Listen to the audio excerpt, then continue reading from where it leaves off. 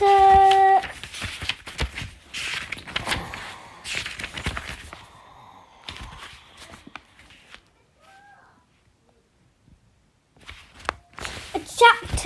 Chapter 3. Cards Before Midnight. Alex had never been to a party like it. The banqueting hall at Kilmore Castle was huge, but even so it was jammed with people. 500 or 600 of them had been invited. 500 or 600 of them had been invited, and this wasn't an invitation anyone. And this wasn't an invitation anyone was going to turn down, even if it came with a £300 price tag. Within minutes, Alex had spotted half a dozen TV celebrities and soap stars, a clutch of politicians, 2 celebrity chefs, and a pop star. The men were in black tie or kilts. The women had fought to outdo one another with yards of silk and velvet, plunging necklines, and a dazzling assortment of diamonds and jewels. A whole army of waiters in full Highland dress were pushing their way through the crowd carrying trays of vintage champagne, while a trio of bagpipe players performed on a gallery above. There were no electric lights. Over 100 candles flickered in 2 massive chandeliers. Torch blazed from iron brazier mounted in the walls. The far wall was dominated by a massive stone fireplace, with flames leaping up the chimney and throwing red shadows across the flagstone floor. The Kilmores hadn't lived at the castle for centuries, but they were certainly present tonight. Life-size portraits hung on the walls, grim-looking men with swords and shields, proud-eyed women in tartan and bonnets. Suits of armour had been mounted in many of the alcoves, and crossed swords stood guard over every archway. And all the animals they had killed, stags, foxes, wild boar, looked down on the scene with their disembodied heads and glass eyes. Coats of arms dotted the walls, the fireplace, even the windows. Desmond McCain must have spent a fortune on the party, ensuring that at the very least his guests would get value for money. A buffet table reached from one end of the hall to the other, piled high with salads and great slabs of beef, and mentioned a whole salmon, and on a giant silver platter, a roast sucking pig, complete with angry eyes and an apple in its mouth. There were a dozen different wines and spirits, punch bowls, and as many as 50 brands of malt whisky in bottles of various shapes. One archway led to a dance floor, another to a billiard room with a tournament already underway. Somehow McCain had managed to park a brand new Mini Cooper convertible in the hallway. It was the first prize in the raffle that included a Kawasaki Ultra 260 jet ski and a 2-week Caribbean cruise, all of them given free to first aid by wealthy sponsors. Outside, the snow was still falling. The wind was cutting through the night like a scalpel, but all that was forgotten, as inside the guests enjoyed the warmth of each other's company and the spirit of the celebration as minutes ticked down to New Year. And despite all this, Alex and Sabina felt a little out of place. Not many other teenagers had been invited, and the ones that met all lived locally, seemed to be at least 6 feet tall, and clearly regarded them as outsiders. They ate together, had a couple of drinks, and made their way to the dance floor. But even here they didn't feel comfortable, surrounded by adults twisting and swaying to music that had been written before Alex was born. "I've had enough of this," Sabina announced as the band lurched into an ABBA classic. Alice knew what she meant. The centre of the dance floor was dominated by 3 bold men in kilts, jamming their fingers into the air as to the tune of Money, Money, Money. He glanced at his watch. It was only 11:10. "I don't think we can leave yet, Sabina," he said. "Did you see where Dad went?" "He was talking to one of the politicians, probably hoping to get a story. He never stops. Come on, Sabina, cheer up. This place is hundreds of years old. Let's go and explore." They pushed their way off the dance floor and headed down the nearest corridor. It twists round, and the music and the noise of the party were cut off almost at once. Another corridor led off it. This one decorated with tapestries and heavy gilt mirrors with glass blackened by age. At the end they came to a staircase which led to one of the towers, and suddenly they found themselves outside, surrounded by stone parapets looking out into the wide spotted blackness that the night had become. "That's better," Sabina said. "I was suffocating in there." "Are you cold?" Alex could see the snow falling gently onto her bare neck and shoulders. "I'll be all right for a minute. Here." He took off his jacket and handed it to her. "Thanks." She slipped it on. There was a pause. "I wish I didn't have to go back to America," she said. Her words jolted Alex. He had forgotten that she would be returning in a few days' time. She had rolled out of school in San Francisco, where her family was living, and it would be quite a while before they saw each other again. He'd be sorry when she'd gone. He got used to having her around. "Maybe I can come over on the Easter holidays."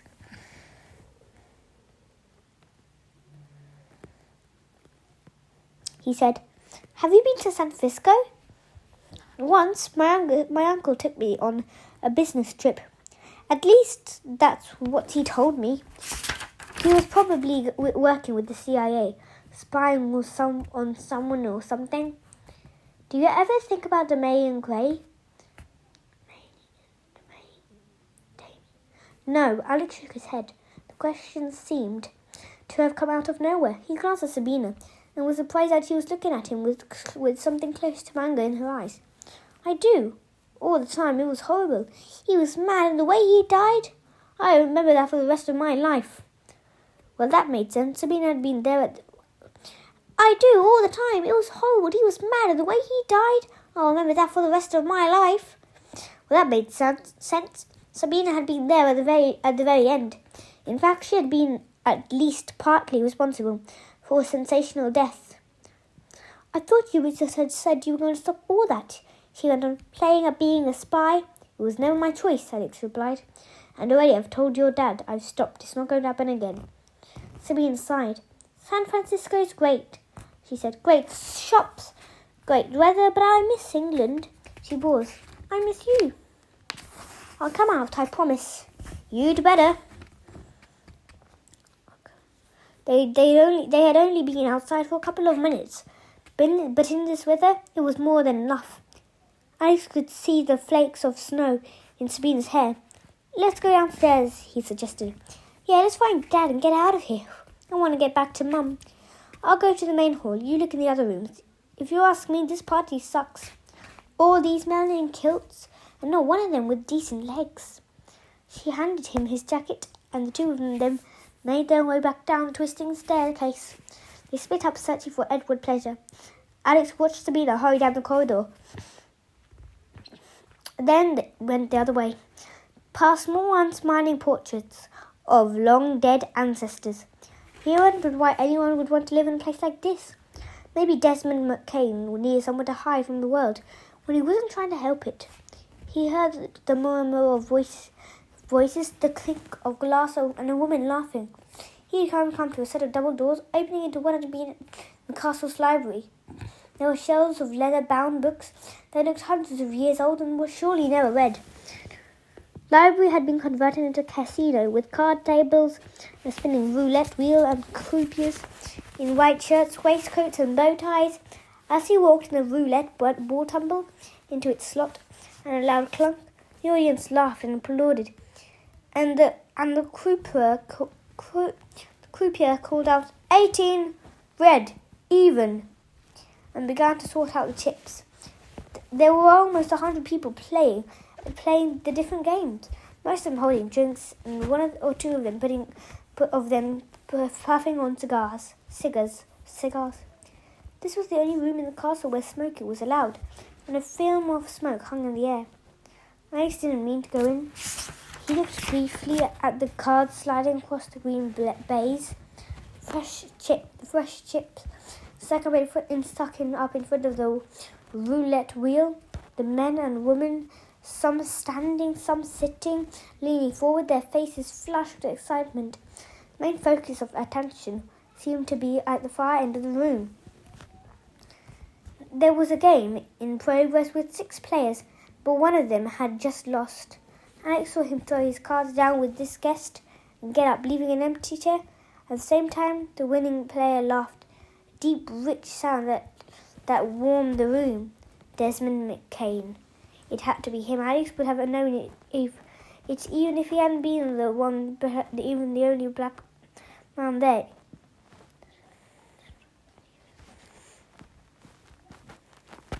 McCain was lolling back in his chair in front of the great window, which had the effect framing him, putting him in the centre of the picture. Alex almost despised himself. Alex moved forward to get a closer look. He had been thinking about McCain only a few minutes ago. It couldn't hurt to see what the Laird of Kilmore Castle was really like. McCain was gathering up his cards, which almost disappeared in his oversized hands. He was huge. He was a huge man with an extraordinary presence that somehow drew Alex to him. He was completely bald, with a round, polished head that was surely never seen a single hair. His eyes were a strange shade of grey. They were dark, but they were still electric. And his smile was quite simply dazzling, like everyone else. He was dressed in black tie, but unlike so many others. He looked completely comfortable, as if he always dressed this way. He picked up a tumbler of whiskey, which he drank as if it were a cocktail, using a straw at the side of his mouth. And Alex remembered what Edward Predator told him about the boxing injury. It was true. The man he was looking at had received a blow that had permanently dislocated his jaw. Worse than that, it had been put back together in such a way that it no longer fitted properly. It was as if someone had taken a photograph of his head, cut it horizontally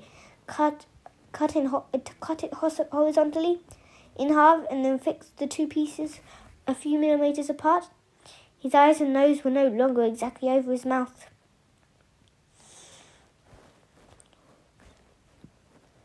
McCain said something, turned his head, and laughed a second time.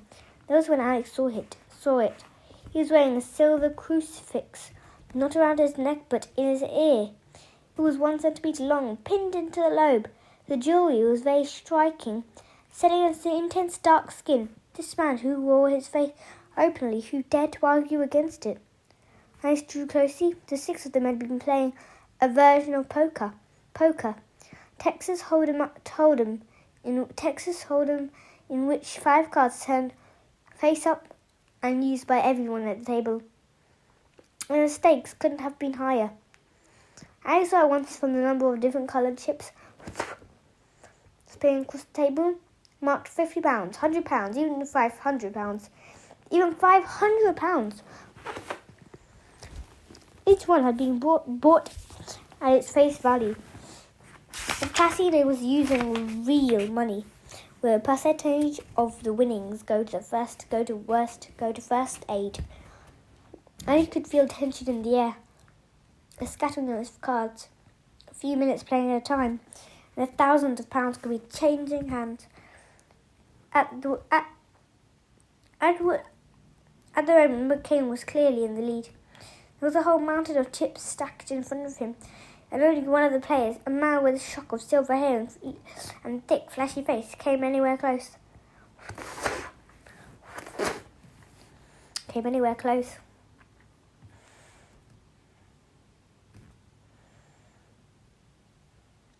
close.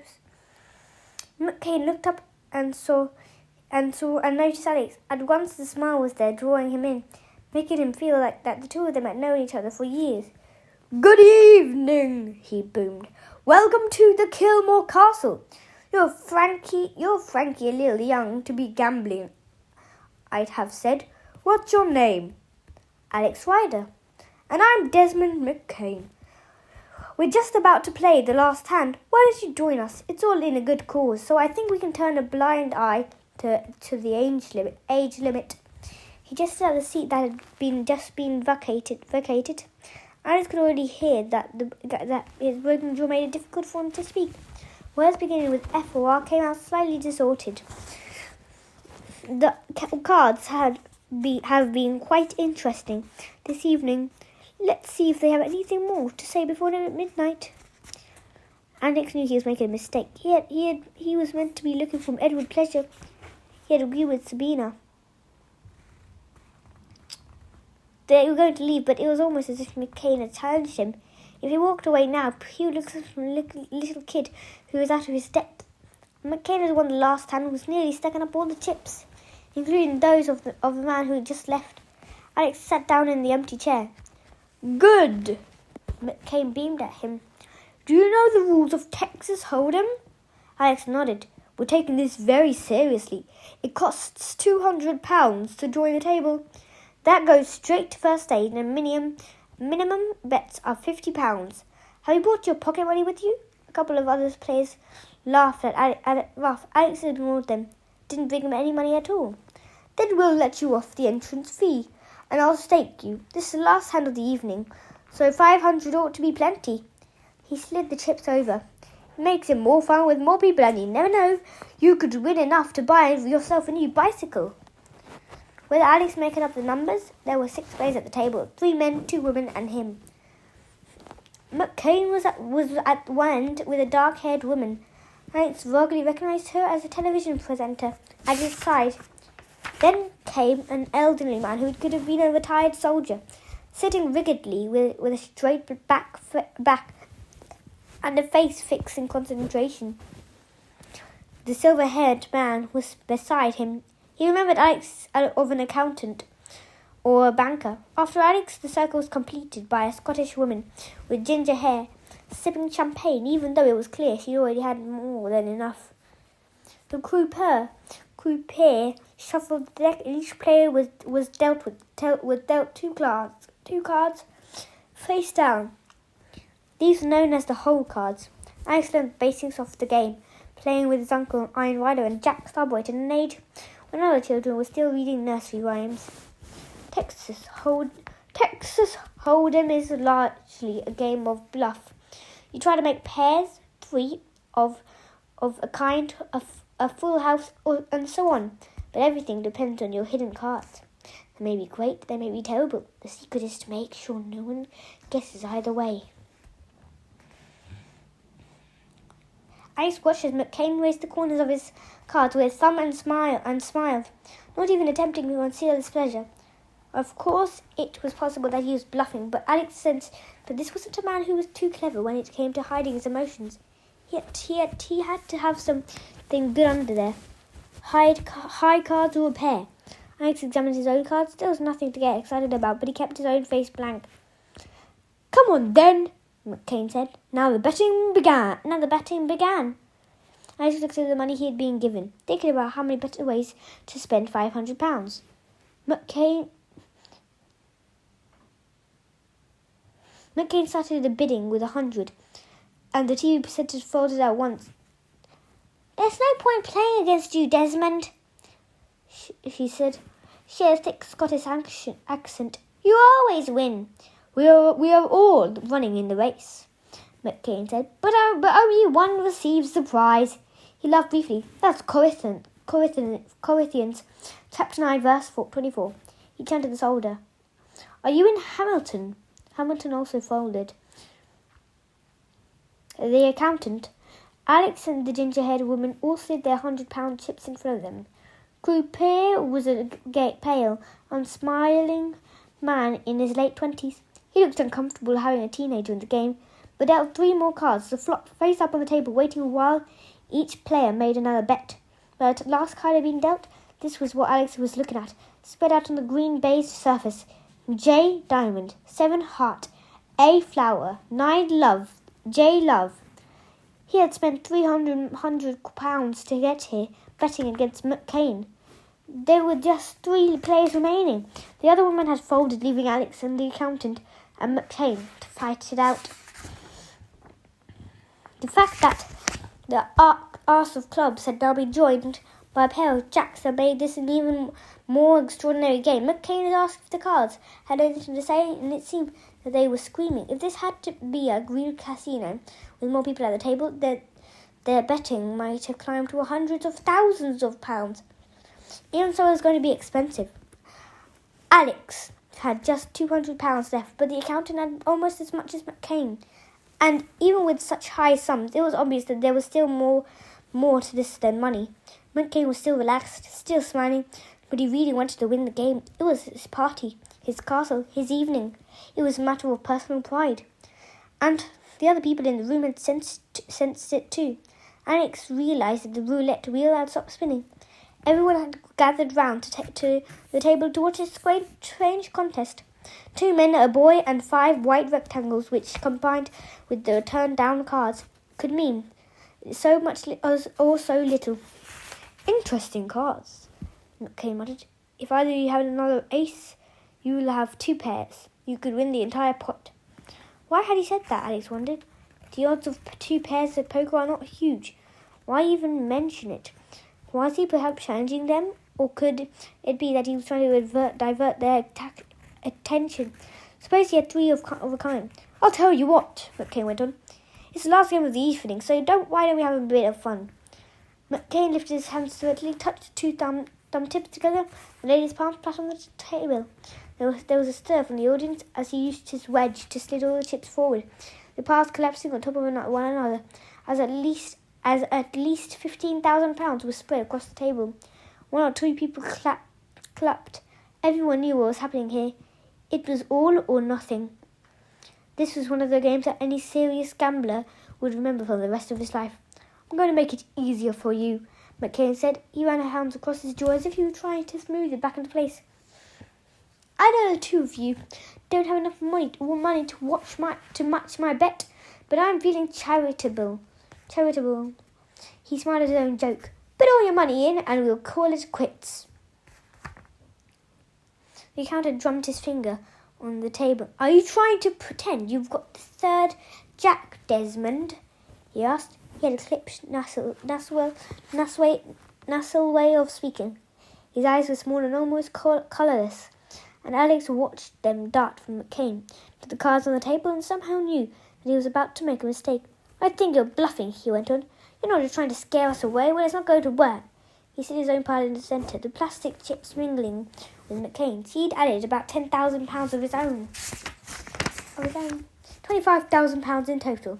Any thought of charity had suddenly disappeared. It was a fantastic sum of money to be determined to the turn of a few cards. And he glanced at his own pile. He looked pathetic in comparison with the others, but he assumed McCain's invitation extended him. I'm in, he said. All right, Leo, McCain looked at the accountant. Let me see what you've got. The accountant flickered over his 2 cards. There was a mutter of approval from the spectators. He did indeed have another ace, the ace of diamonds, plus a 2 of spades. Added them to the face-up cards, gave him 2 pairs, aces and jacks, a very good hand. McCain really would need 3 of a kind to do better. It should have been Alex's turn to show his cards, but next McCain ignored him. Too bad, Leo, he crowed. God has delivered you into my hand. And as it says in the book of Samuel, chapter 23, Silver crucifix glimmered briefly as he leant forward and picked up the cards. He paused for a moment. They turned them over one at a time. The first card was a jack of clubs, 3 of a kind. He'd beat Leo easily, but then came the real triumph. turned over the second card to reveal another blackjack, the jack of spades. The audience exploded. The odds of getting 4 and of a kind in Texas holding him are 4,164 to 1. It was incredible luck. It was almost miraculous. Now Alex understood why McCain had talked about 3 of a kind. He had actually been underselling himself to draw the other players in, and the tactic, at least in part, had worked. And I have the knaves, and that makes it my evening. McCain roared. His eyes were bright with pleasure. He began to sweep up all the trips towards him. What about my cards? Alex said quietly. Your cards? McCain blinked. He had forgotten Alex was even there. He glanced down at the table as if to reassure him. Nothing could beat 4 jacks, could it? He relaxed. Do forgive me, Alex, he said. I should have let you show your cards first, but we all love to see them. What have you got? Alex waited, but he was aware that everyone was looking at him. But for some reason he wanted McCain to remember this. Maybe it was just that he didn't like being taken for granted. He turned over the 8 of hearts, and then the 10 of hearts. There was a long silence as the truth sank in. The audience gasped. The 7, 9, and jack of hearts were already on the table.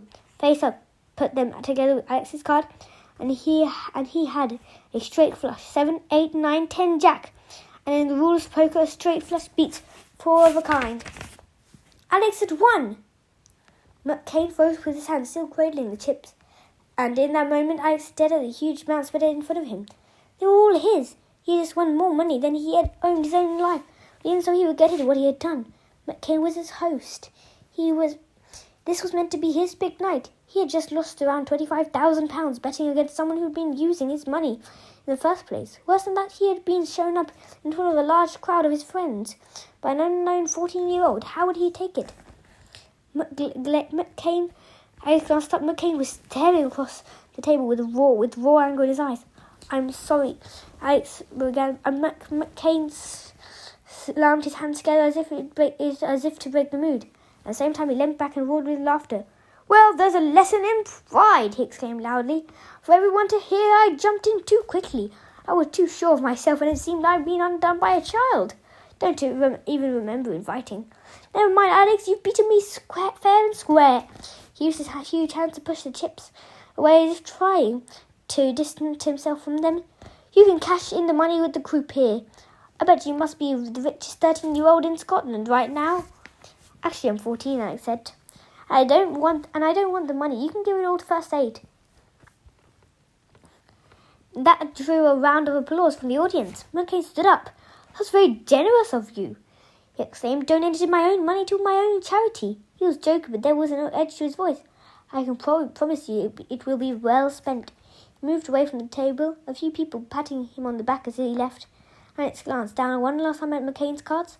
The knaves, as he called them, they were strangely ugly, almost like freaks, joined at the chest with flowing hair and strange multicoloured tunics. Scowling knaves versus his own brave hearts. But of course he didn't mean anything. They were only cards, and even as he watched, they were swept away and shuffled back into the deck. Chapter 4. Off-road vehicle. £25,000! Even as Alex made his way back into the main body of the castle, and he thought about what he had just done, it had been an awful lot of money to give away without thinking. He could have kept a bit of it, bought something for Jack or Sabina. He shook his head, annoyed with himself. Charity was what this evening was all about. The money was his and never had. The money wasn't his and never had been. He remembered the look of anger in Desmond McCain's eyes as he revealed his straight flush. McCain might be born again Christian. Began like being beaten, and somehow Alex doubted that he was going to be invited back. Sabina had disappeared, but Alex stumbled across Edward with pleasure. In yet another of the castles, many passageways, leaning on his walking stick while he talked on his iPhone. There was a spiral staircase just behind him leading up to the next floor. He closed up the phone as Alex approached. That was Liz, he said. She's not feeling any better, and I'm beginning to think maybe we ought to get back. That's fine by me, Alex said. And Jack Sabina wants to leave too. It was 11:30. In just 30 minutes there would be the countdown to midnight. Balloons, more champagne, the chorus of Auld Lang Syne before what he had been billed as the biggest fireworks display in Scotland. Guests was already streaming past, making their way into the banqueting hall. But Alex didn't mind missing it. There was something about Kilmore Castle that he found unsettling. Maybe it was the fact that it was so ancient and remote, perched high above the loch, as if it didn't want to belong to the 21st century. He would be glad to see it in the year somewhere else. "Where is Sabina?" Edward asked. "She was looking for you." "Well, let's wait for her here. She's bound to turn up sooner or later." Alex could hear the music coming from the dance floor. Now they shifted into Michael Jackson. A few more guests hurried past. One of them recognized him from the casino and smiled at him. Once again, the two of them were stood alone. "So are you looking forward to school?" Edward asked, as much to fill the silence as anything else. "Yes, I am." If the question had taken Alex by surprise, so did the answer. He really was looking forward to the start of the spring term. He felt safe at school. He felt normal. "What was that essay you were working on?" Alex had brought homework with him to Scotland. After having so much time off, he was trying as best as he could catch up. "I'm doing a project about GM crops," he said. GM? You know, genetically modified. Something we've been looking about in geography. How scientists can muck around with crops, make them do different things. Alex drenched his mind, trying to remember what he'd been learning the term before. "It's something Prince Charles is always going on about," he said.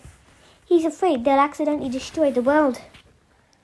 The real problem with GM crops could be corporations who will end up controlling them." Edward said, "Have you ever heard of the Terminator gene?" Alex shook his head. "It's something they've built into plants that effectively turns them off.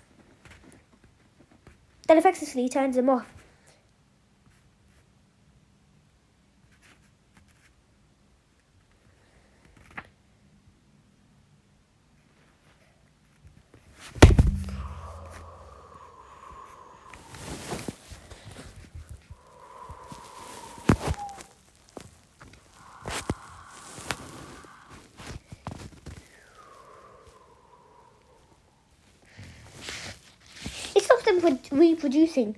So if you want more wheat or barley seeds or whatever, you have to go back to the same company and pay them. You see what I mean?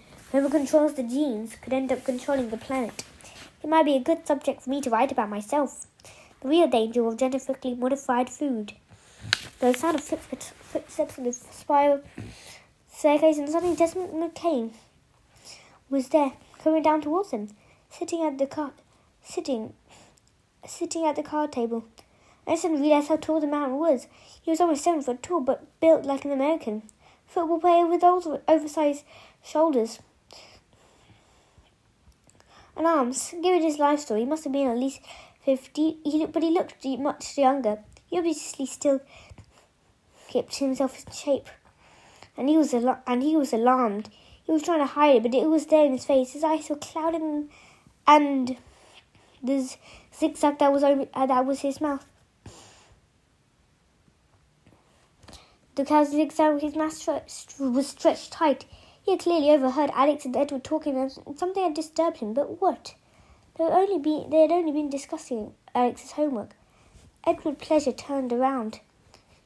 "Reverend McCain," he exclaimed. "Mr. Pleasure."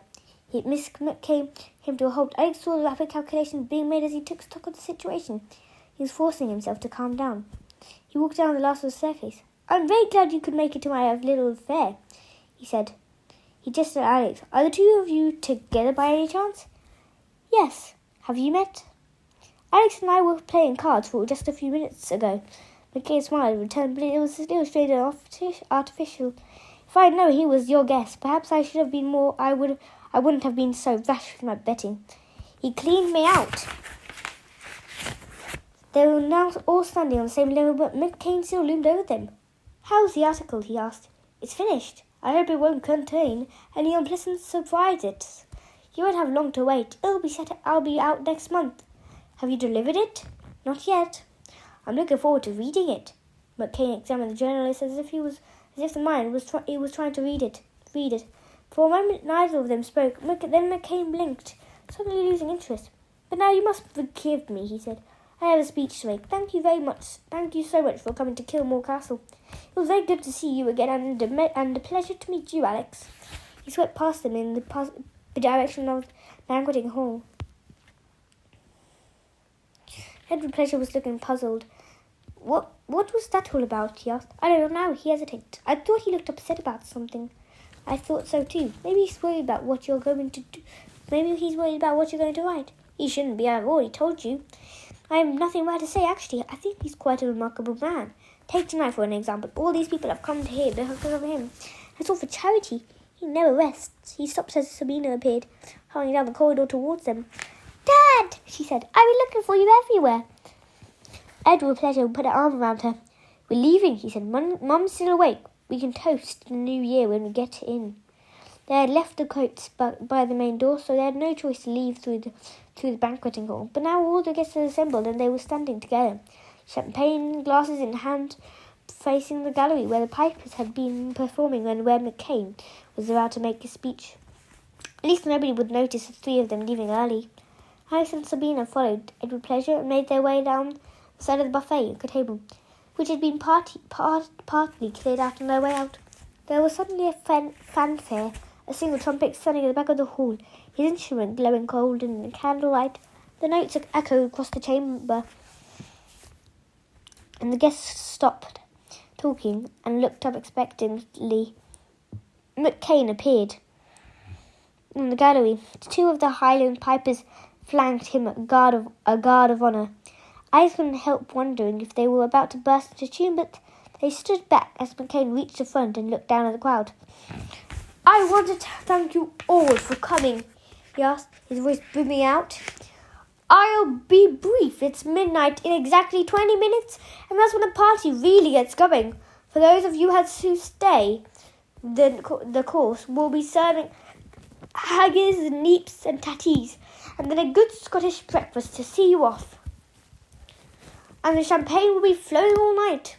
A few people cheered. The invitation had made it clear that everyone was welcoming until sunrise. We're here to enjoy ourselves, he went on. But at the same time, we can't forget the many terrible things that are happening around the world and the many millions of people who need our help. I want you to know that tickets sold for tonight's party along with the raffle, our silent auction and private donations have raised a fantastic £475,000 for first aid. There was another burst of applause. Hearing it, Alex felt ashamed of himself. Whatever mistakes he had made in the past, McCain was more about than redeemed himself. The whole evening was about helping other people, and in his own small way, Alex had inadvertently spoiled it. McCain held up a hand. I had no idea how that money would be spent, but thank God it's there. He stressed the word God as if the two of them were personal friends. This past year, we've had those terrible floods in Malaysia, a volcano eruption in Guatemala, and most recently the incident at the Jwala nuclear power station in India, which could have been much, much worse. We were there first, and the money went straight to the people who needed it. Charity is the bond of perfectness, and as it says, the book of Colossians, the book of Colossians, and next time disaster strikes. Wherever in the world it happens, we will be ready. Edward Pleasure had got the coats. Sabina had already slipped hers on. One of the waiters had opened the door to reveal a maelstrom of storm against an unforgiving night. It was time to go. Alex took one last look back, and it seemed to him that at the moment, standing on his own in front of the gallery, Desmond McCain stared straight at him, locking him into a final eye contact that ignored the 600 people between them. Alex! Sabina called out to him, and then they were gone, out of the warmth of the castle, hurrying towards the car, which Edward Pleasure was already unlocking, using the remote control on his key fob. The rear lights blinked a welcome orange in the darkness. It had been snowing all evening. There was a thick carpet on the ground and on top of all the cars. If it continued much longer, Sabina might get her skiing break after all. They threw themselves into the Nissan X-Trail, slamming the doors behind them. Once again, Alex was glad that they had an official off-road vehicle they would need it tonight. What a night, Edward Pleasure muttered, echoing Alex's thoughts. He turned the key in the ignition and the engine began to throb reassuringly. He found the heating and turned it up as far as it would go. Alex was next to him. Sabina was once again in the back. I'm afraid we're actually going to have a new year on the road, he said. It'll take us at least an hour to get home. I don't mind. Sabina was already untangling the wires for her iPod. That place gives me the creeps. Thought you'd like parties. Yes, Dad, but not when I'm the youngest person there by about 200 years. They set off, the tyres crunching on the new snow. The weather had been cleared.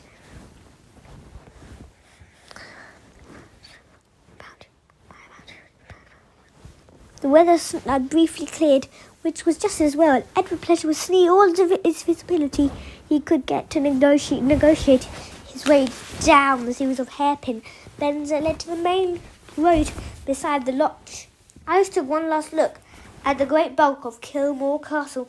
He could see the firelight glowing behind the windows of the banqueting hall, and could imagine McCain's speech ending, the balloons cascading, the kissing and singing, and then more drinking, and dancing into the new year. He was glad they left early. He'd been having a great time in Scotland, but like Sabina, he'd felt slightly uncomfortable at the party.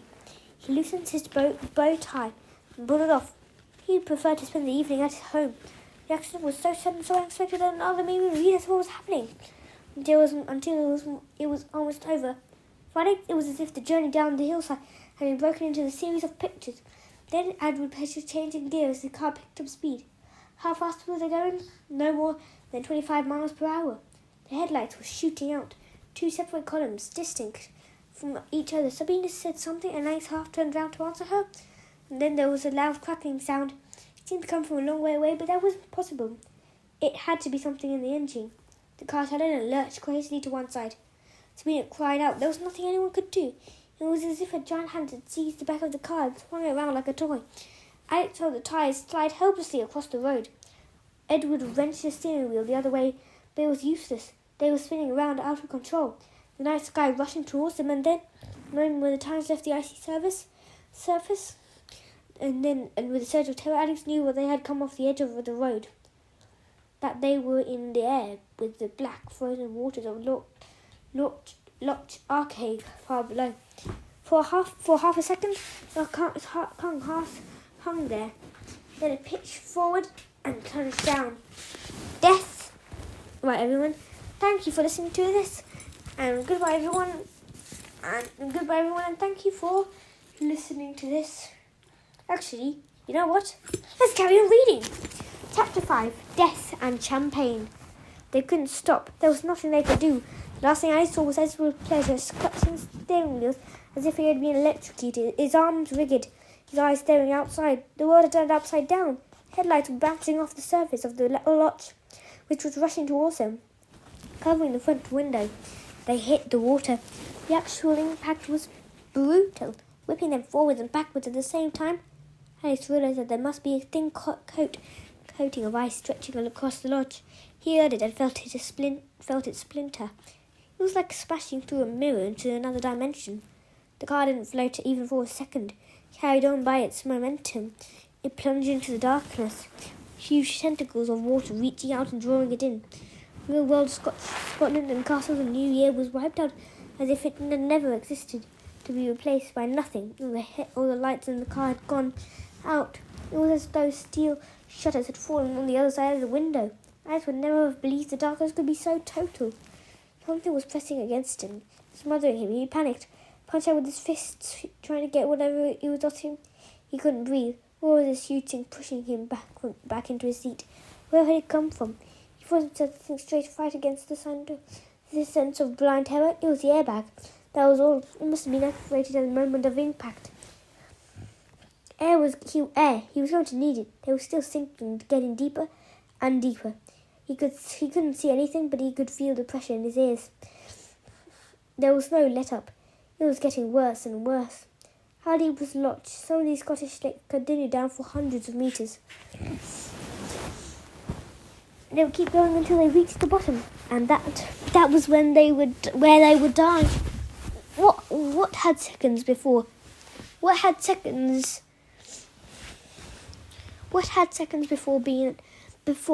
being a £25,000 luxury car had become their steel coffin? There was a soft thud and a shudder as the tires came into contact with mud. Alex was aware of a ton of blackness weighing down on him. They weren't moving anymore. That was something to be grateful for. But how far down had they gone? More to the point, how long did they have? The car wouldn't be able to keep the water out for more than a few minutes. It was already splashing down.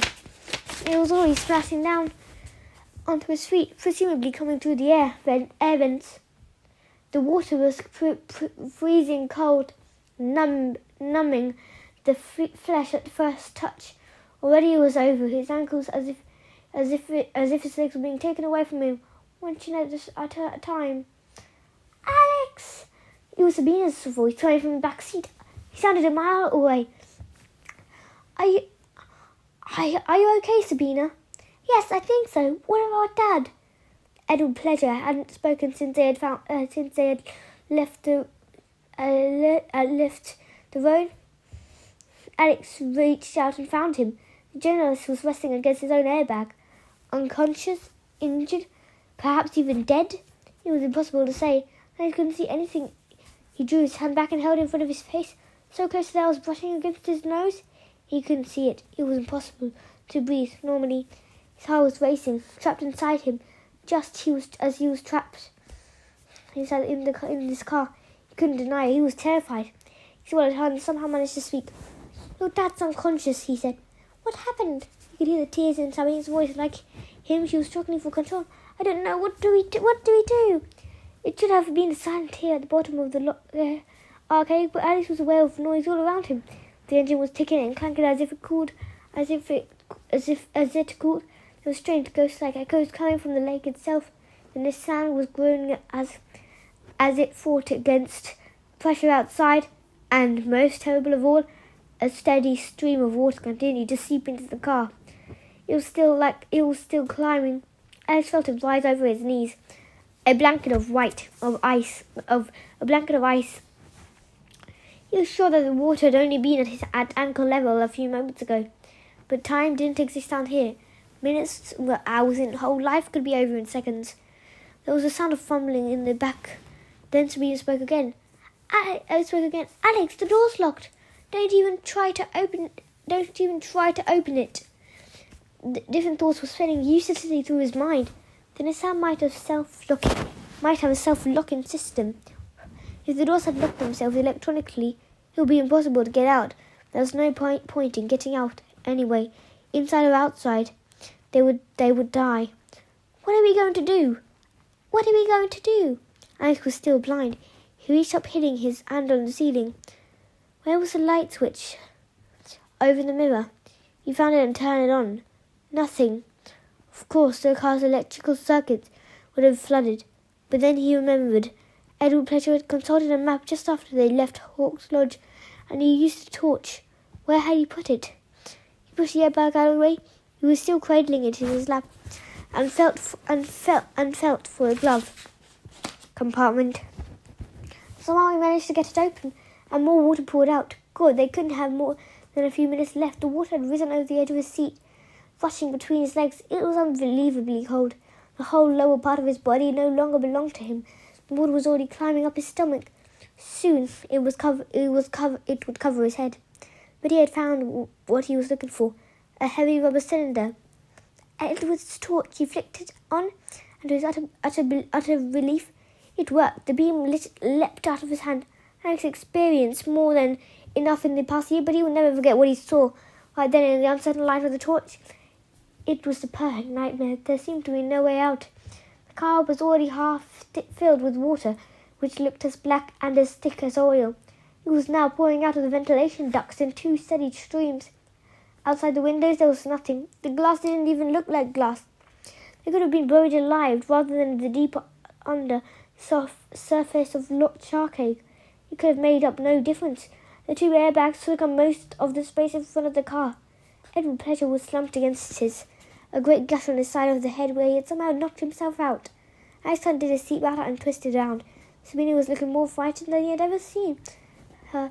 She had drawn her legs up as if she was cowering away from the water, but it had reached her. Anyway, it completely covered the back seat. The bottom of her silvery dress was soaked. She was shivering with cold and fear. They were in a tomb, and they were left, and they were alone. Nobody would have seen them leave the road.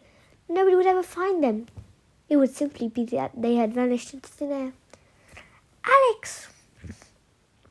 Sabina was staring at the torch as if it could somehow save her life. What happened? She asked again. I don't know. The car lost control. Is Dad? He's okay. He's still breathing. The torch flickered, and for a brief second, total darkness fell on them. It couldn't go now, and Alex tightened his grip as if it could somehow with all the batteries to keep working. We're going to have to open the windows, Sabina. Why? To make the pressure inside the car the same as the pressure outside. Then the doors will open. Yeah, and then we'll drown. No. Alex shook his head. We didn't sink that far. I don't think we can be more than 20 meters down.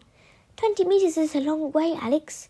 Alex drew his breath. He knew that there couldn't be more breaths in this cramped compartment available to him. The water was rising fast. The air space beneath the ceiling becoming narrower and narrower. But once the water reached the level of the vents, it would stop. They would be sitting in a bubble of air, which would quickly diminish as they breathed out carbon dioxide. Sabina was wrong. They wouldn't drown. They would suffocate. We have to get out of this car and swim for the surface, he said. There's not much time. What about Dad? Don't worry about him. I'll look after him. But how do we open the windows? All the windows in the town were electric, and even if the car's battery still had power, it wouldn't be enough to move them. The pressure outside was too great. They had to break the glass. I thought about leaning back and kicking out, using the heat of a sheet, but he knew it wouldn't work. He couldn't get the right angle, and anyway the glass was toughened.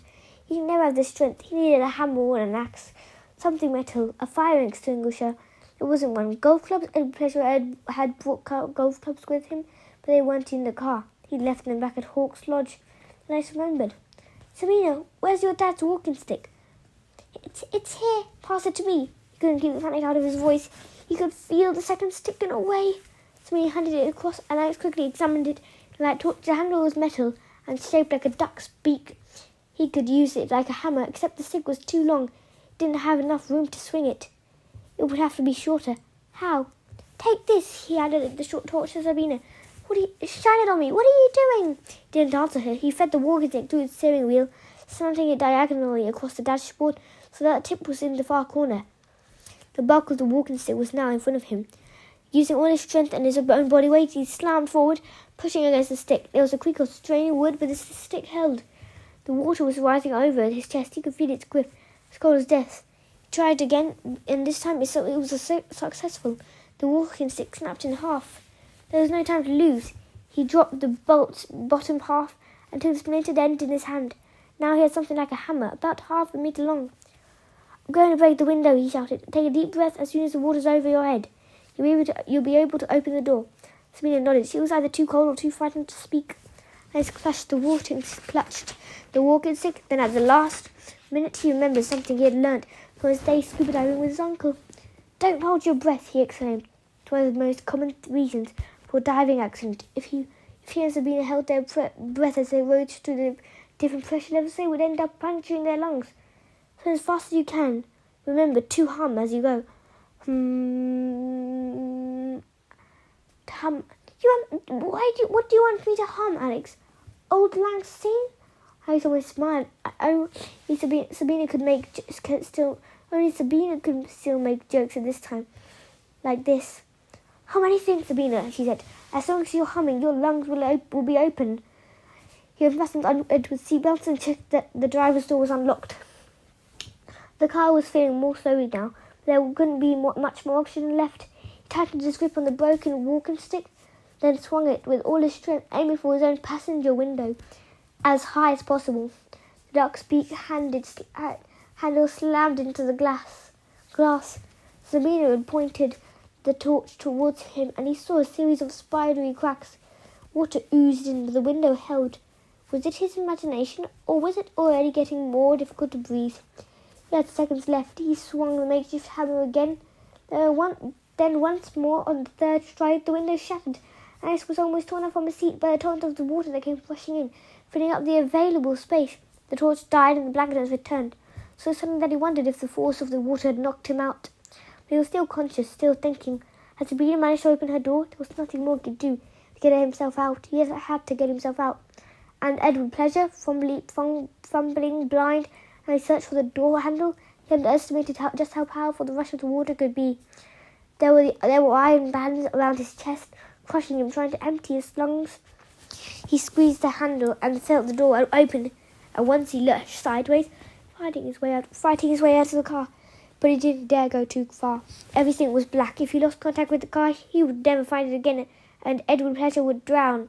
With the icy water swirling around his face, he hooked her hand underneath the door frame and felt his way over the roof and down the side. Where was the door handle? He could have already been beginning to strain for air. He should have opened it from the inside. That might have saved a few precious seconds. His hand smashed into the wing mirror, but it didn't matter, because he couldn't feel anything. Somehow he managed to curl his fingers around the handle and pull. The door opened. Alex's natural buoyancy was dragging him up, but he kicked out, forcing himself to stay down. He reached inside and put his arms around Edward Pleasure, but he couldn't get him out. He seemed to be stuck, jammed against the steering wheel, with his own air running out and the surface at least 20 meters away. Alex thought the unthinkable. It was like some devil voice whispering in his ear. Leave him. Look after yourself. You can always take Sabina you can always tell Sabina you were unable to free him. If you stay down here any longer, both of you will die. It was the airbag putting him in place. That was the last problem. Alex still had the walking stick, and the last moment, without really knowing why, he slipped it through his belt, taking it with him. Now he drew it out, and holding it this time by the handle, jabbed the splintered end by the nylon stick. He felt a puncture, and there was a rust of bubbles against his fist. He was briefly tempted to breathe them in, but somehow he remembered that there would be nitrogen rather than air inside the bag, and it wouldn't do any good. The bag crumbled. Alex pulled away. Edward Pleasure became free. They got out of the car, but the mirror tray was up. Alex couldn't even see bubbles escaping from his lips, nor could he feel them. The intensity of the cold had punctured right through him, and his entire body was numb. He was still gripping Edward Pleasure, and he kicked out with his legs, hoping the gravity, buoyancy, whatever would tell him which was the right direction. The journalist was dragging him down.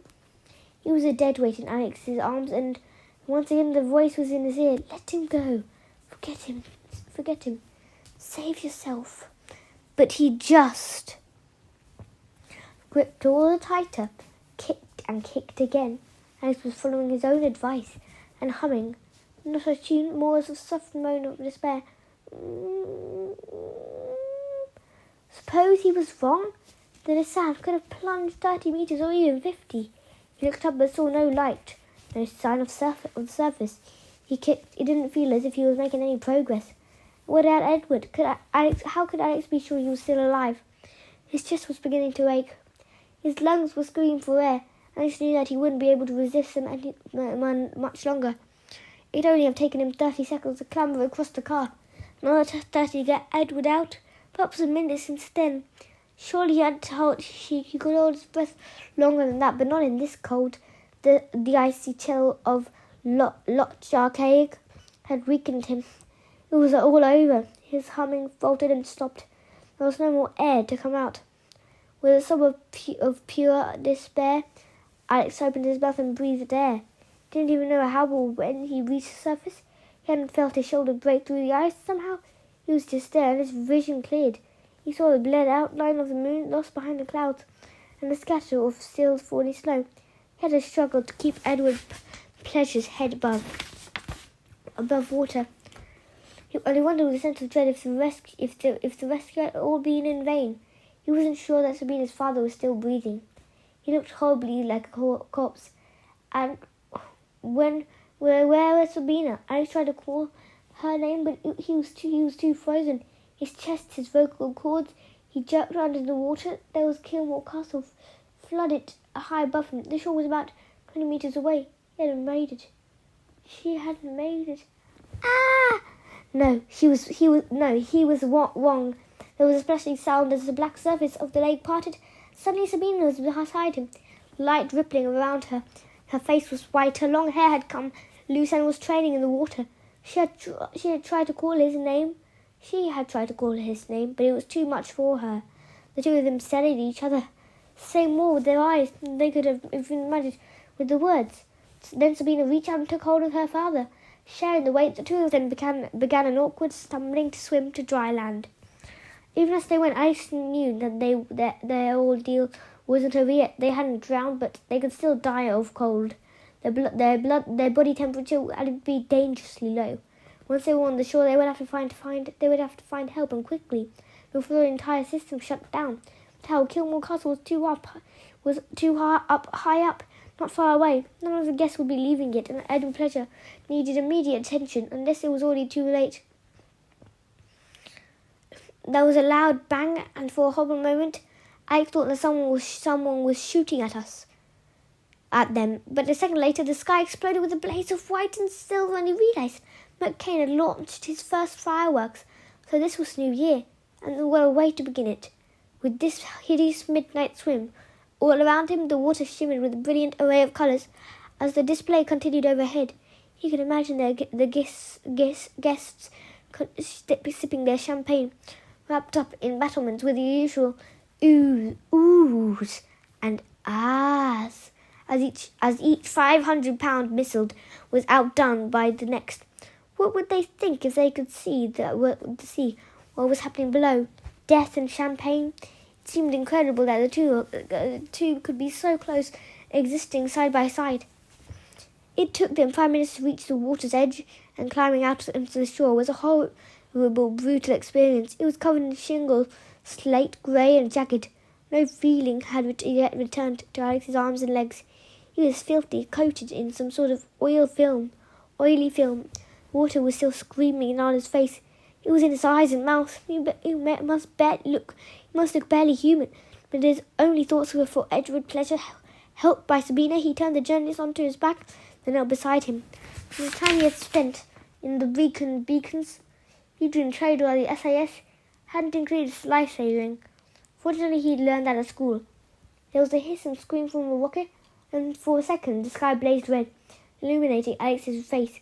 His eyes were closed. Alex checked that his mouth wasn't blocked. He found his heart, placed both fists on top of it, and pushed hard. He did it again, continuously. Sabina was shaken violently. She might have been sobbing, but she made no sound. She had no strength left. She could only watch in growing despair as Alex kept out the massage. Edward Pleasure lay flat out still, but suddenly, on the 10th or 11th attempt, he coughed and water gushed out of his mouth. Sabina grabbed hold of his arm, and he opened his eyes. Alex let out a deep breath. He was about to try mouth-to-mouth resuscitation, and was relieved that it wasn't going to be needed. Silver sparks crackled and exploded. Hundreds of them spread out across the darkness and rayed slowly down onto the lodge. "We have to get help." Alex tried to speak, but he was so cold that he couldn't make himself understood. and that words came out as no more than single letters.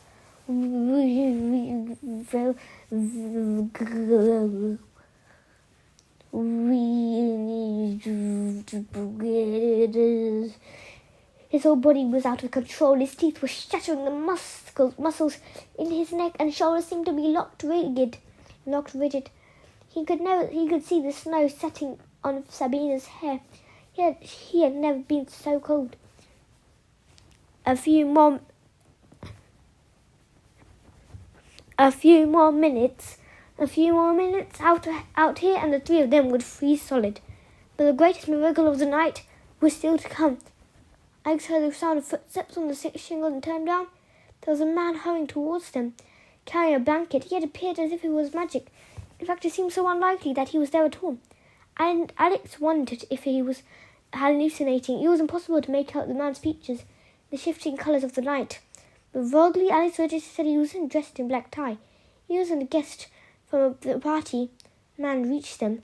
"Saw what happened," he exclaimed. "Thought you must be dead. Are you all right? Can you move?" "Our car." Alex pointed out the latch. For a moment the water blazed emerald green. A great circle of fire hung in the sky and blinked out. "I know. I saw. We have to get you quickly into the warm." The man dropped the blanket over Sabina, and as he leaned forward, another firework exploded. The glare revealing the side of his face, Alex saw that he was a young man. Alex saw that he was a young man in his early 20s, either Indian or Pakistan. As Sabina clutched the blanket, drew it around her shoulders, the man peeled off his coat and gave it to Alex. "Put this on," he instructed. "Do you think you can walk? My van is just up the road. It's only 5 minutes from here. Once you're inside, you'll be okay." Edward Pleasure was recovering his strength. He dragged himself up onto one elbow and broke into another fit coughing. What happened?" he demanded. His voice was little more than a whisper. "Not now, sir, not now. We have to go." The fireworks display had come to an end. Alex had heard clapping and the blare of those plastic horns like the ones giving away in crackers. Slowly they staggered to their feet. Sabina and Alex had to support Edward Pleasure, and all three of them needed the help of the man who had come out of nowhere. Somehow he managed to guide them across the beach, the snow whirling around them as if unwilling to let them go. There was a track leading down, lights on the side lights blinking. The sight of it led them new strength. They stumbled off the shingle and threw themselves into the back. "Don't worry." Without his jacket, the man was also shivering. He paused beside the door. "I'll take you to hospital. You'll be all right." He closed the doors, locking them in. They were lying on bare metal, a puddle of water all around them. Sabina was almost hidden in her blanket. Edward Pleasure was barely conscious, and Alex had the driver get into the front, and a few seconds later, they moved off. At the same time, he realized that his senses were returning. The man had turned the heating up to full, and Alex could actually feel the warm breeze against his skin. It took them an hour to reach hospital in Inverness, and Liz Pleasure arrived 2 hours after that. By then, all three of them had been treated for hypothermia and shock, and were tucked up in bed with hot water bottles and soup, being looked after by nurses who had agreed to work through New Year's Eve, and who Alex decided really were true angels. The man who had rescued him then had left without giving his name. He had told them he was a supplier on his way to Kilmore Castle, but what he had been flying so late as night. Alex hadn't liked to ask him, but it struck him now that something didn't quite add up. After all, the back of the van had been empty. They were released the next morning. Edward Pleasure blaming himself for the car accident, all of them too shaken to discuss it. Between them, they had decided to cut the holiday short. The Highlands and Lochs of Scotland had no attention. After what had happened, they needed to reassurance of the city. Waiting for the plane that would take him back to London, Alex wondered if he should tell them what he knew, or what he had seen a split second before the car swerved and left the road. But in the end, he decided against it. He wasn't 100% sure. He wanted to believe that he was wrong. Just before the car had lost control, he heard a distant cracking sound. At the same moment, at the corner of his eye, he thought he'd seen a tiny flash of light in the darkness. Behind him and high above, he hadn't imagined it. He hadn't imagined he'd have been there. That's exactly what it was. A marksman positioned on the battlements of Kilmore Castle. Edward Pleasure hadn't skidded on the ice. One of the tyres had been blown out, and if it had been done quite deliberately by someone who wanted to force him off the road, anyone else would have thought imaginably, but Alice knew better. He had been targeted too many times before, someone who had just tried to kill him. But who? Desmond McCabe, because he had lost their cards? No, that was insane. There had to be someone else. An old enemy, perhaps? Alice had plenty of them. Or maybe it had nothing to do with him. Edward Pleasure could have been the target. Journalists, too, had a long list of people who wanted to settle scores. He said nothing. The last time he had been with the Pleasure family in the south of France, they had been attacked. How could he possibly tell them that it had happened a second time? No one wanted to see him again. It was much better to persuade himself that he was wrong. That he was tired, that he overreacted imagination. Anyway, in a few minutes they would be in the air, flying south, leaving it all behind them. And yet secretly he knew that he was lying to himself. As their flight was called, and he picked up his hand luggage, Alice gritted his teeth. Trouble never seemed to leave him alone. Let it follow him to London. He'd just have to be ready for it when it showed up again. Goodbye everyone, and thank you for listening to this.